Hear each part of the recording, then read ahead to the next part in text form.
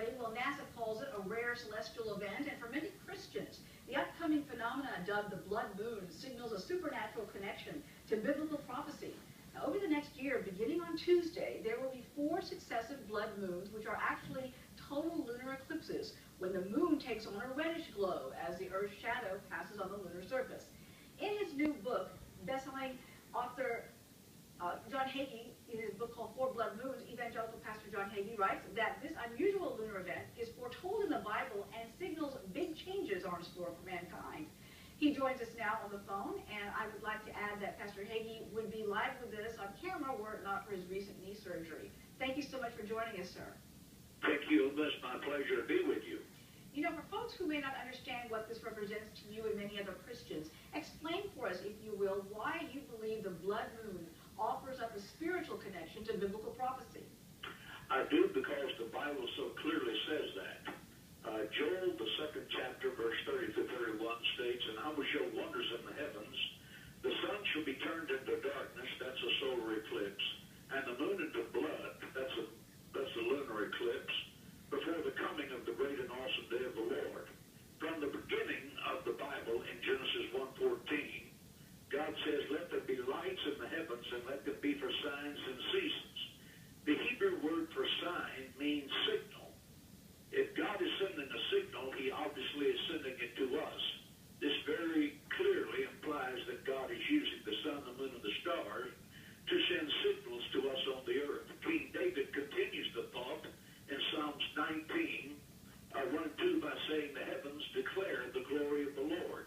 The word declare means to speak. Day unto day they utter speech, and night unto night it utters knowledge. King David is clearly saying that the heavens are God's billboard through which he is communicating to man. Well, Pastor, I know that NASA is calling this lunar tetrad, which is defined as 4 successive blood moon lunar events that will happen between April of 2014 and continue to September of 2015. Now, is it true that each one will occur during an important Jewish holiday like Passover?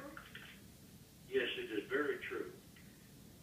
April 15, 2014, which is just 3 days away, is going to be the first blood moon, and it will be on Passover. The next will be October the 8th, 2014, the Feast of Tabernacles. And then the third will be April the 4th, 2015, which will be Passover.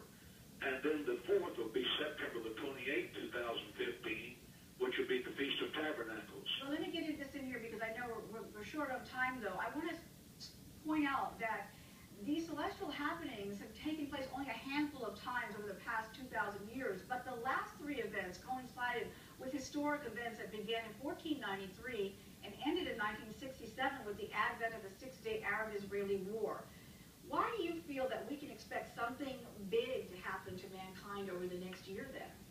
I think that we're going to see something change and change forever, because God operates in the pattern that whenever he begins to do something, he continues, because he's the God who does not change. Every time that these 4 blood moons have appeared with the Jewish Passover, with the Jewish feast, something happened that changed the course of history. In 1492,